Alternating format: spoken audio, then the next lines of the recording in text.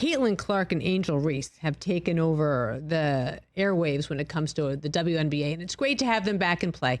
Nice to have the WNBA back in season because, I'm feeding on this right now. I'm loving it. I watched 3 games on Saturday afternoon, but the moment I saw that shove on Angel Reese by Caitlin Clark during the Sky game against the Fever, by the way, Tyrese Halliburton and a bunch of guys in there watching as well, boy, I thought we've got fodder because we just love watching these two go at it. And this has been since Angel Reese started showing off the ring to Caitlin Clark and saying, I got the ring and what do you have?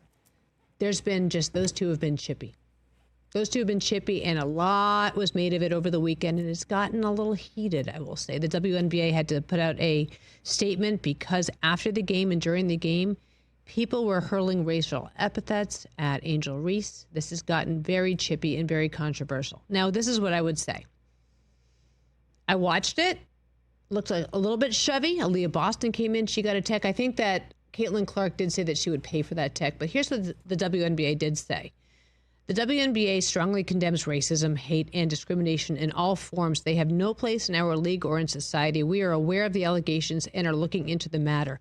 Good Lord, people, why do you have to make this why do you have to take out your anxiety on these two girls that are bawling? Leave it off the court. Cheer on these two women who are playing lights out. They are on fire. Angel Reese, when she is under the hoop, no one's going to get that ball out of her hands. And Caitlin Clark put up a triple-double in her first game of the year in season. Good Lord, watch these two women dominate and get your stupid opinions off the court because nobody wants to hear them. Period. End of story. That said, watching them ball, bring it on. I love this rivalry.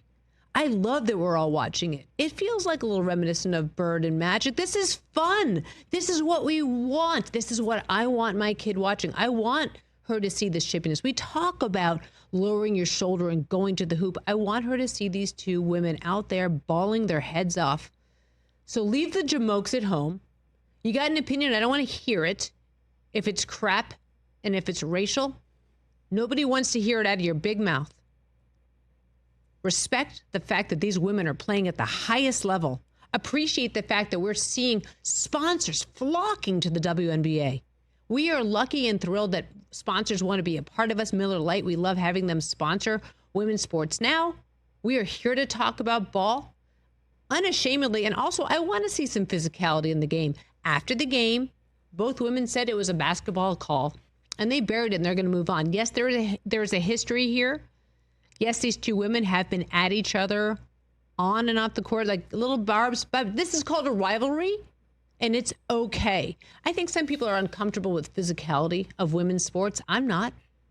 Fantastic. I love watching this. I was watching a game the other day. I was watching Kelsey Plum on the Sparks, and I was showing Taylor, this is how you lower your shoulder and go for the hoop. 1, 2, up. It's perfect. Physicality, I'm okay with it, and I think that everyone should be as well. TJ, what were your thoughts on watching over the weekend?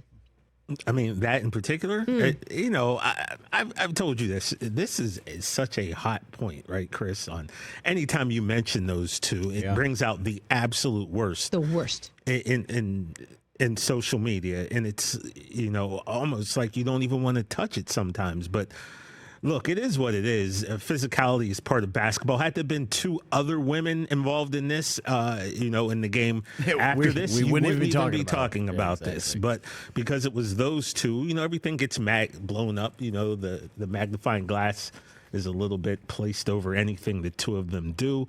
So, look, man, I kind of look at it like this.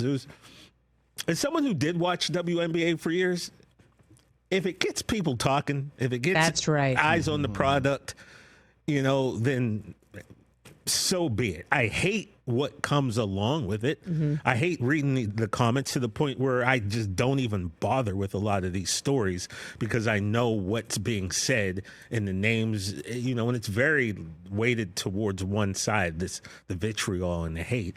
On the other hand, you could say, sometimes was the reaction really that necessary to a basic basketball play? I would say probably not, considering there was a shove in the back prior to that. Yeah, exactly. Before. So, but those two have beef apparently. Unless they're the two great actors who kind of get what they're doing. And look, maybe they're pulling. Maybe this is a work, as they would say in the wrestling world. I don't know, but I don't think it is. But like I said, it brings out the worst in fans. That's for sure. But hey, if eyes are on the product, I guess that's a good thing. Yeah, I just want to talk specifically about this play. Just watching this replay over and over again. I mean, I was watching it live when it happened. Angel Reese, two-hand shoves the Fever player. I believe it's Aaliyah. In the back, shoves her down to get the rebound. Caitlin Clark points at the ref and says, "Where's the foul? What was that? Where's the foul?" She shoved my guy in the back. Then makes a hard slap at the ball, and Angel Reese goes down. And then the WNBA comes out and condemns the play of Caitlin. What are we doing? Well, I don't think they came out and condemned the play of Caitlin. They said it wasn't a basketball play, but she makes a slap at the ball. Well, she did. There was a push, though. There was a shove. I saw an angle. I think I sent it to you this morning. Did I send you guys the angle this morning, or did I send it to the other? Maybe I sent it to the other show. There's another angle from the other side that looks a little bit more chippy, one would say. Yeah. Well, her teammate got two-hand shoved in the back. You guys, this is a physical game. It's a physical game. These are big women. I mean, I love it. Strong. It just so happened it's the two players with a lot of history here. The hate, in my opinion, just comes from one side. It seems like Caitlin Clark doesn't even care. And, Angel Reese is... That's not what we're talking about when it comes to the hate. We're talking about the we're talking about... Well, yeah, I'm not talking about the... I'm not talking about the fan. I'm talking about these two people individually. It just seems... All I know is as a kid watching Magic Johnson and Larry Bird as a kid with a poster on the back of my door, those two were so good for each other. Those two built a whole world with their rivalry. Well, it doesn't seem like these two are going to end up being friends like Magic and Larry were and You are. never know. You never know. It's early. Remember, Bird didn't want anything to do with Magic. Right. Also, in terms of talent, they were on par with each other. It doesn't seem like that's the case here either. Well, that's the other thing. But they're very different players. I mean, I think it's really hard. I mean, look, Caitlin Clark is a scoring machine, and Angel Reese is a defender, with very few that can match her underneath the hoop. Yeah. They're different players. Dennis Rodman wasn't out there because his game was aesthetically pleasing. He was out there because he was a monster on the boards. And why was he out there again? He was one of the greatest defenders of all time. But he changed his game. He was a 30-point scorer in college. Well, in college, played D2 or 3. I mean, not Patrick Beverly put up 34 in college or high school. So, I mean, it's different. But Rodman is known as a defender and one of the greatest rebounders of all time. So this is what I would say. I just don't want to have this one story overshadow the incredible games that were played this weekend and the season ahead. I think you're going to be disappointed. In. You think so? I think that this is just going to be the story that carry every time they play.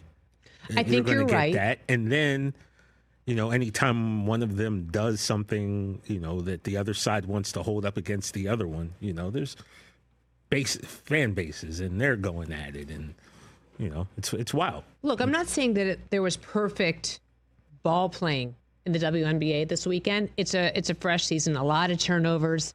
I mean, that's the bane of my existence. A lot of unnecessary turnovers, but we did see some great games this weekend. So I'm excited for it. I'm excited for the Liberty, and I love watching the Aces. I'm here for it. I was thrilled watching that sold out crowd with the Valkyries. And I just think there's enough WNBA to go around. I just don't want this to become the only thing we're talking about this season. Yeah, there's so much to celebrate. You consider, I agree. Kelsey Plum came out, had 37 points in her debut. Brianna Stewart. You didn't see anything about that. Yeah. Well, that's the thing is that's why it's great that we have a show on Roku channel that we can talk about women's sports exclusively, because we have time to talk about the headlines past this. Because there were great games this weekend and great performances. The Liberty, started the defense of their championship with a big win. Yep. Catch the Rich Eisen Show live weekdays from 12 to 3 p.m. Eastern on Roku Sports Channel in the U.S.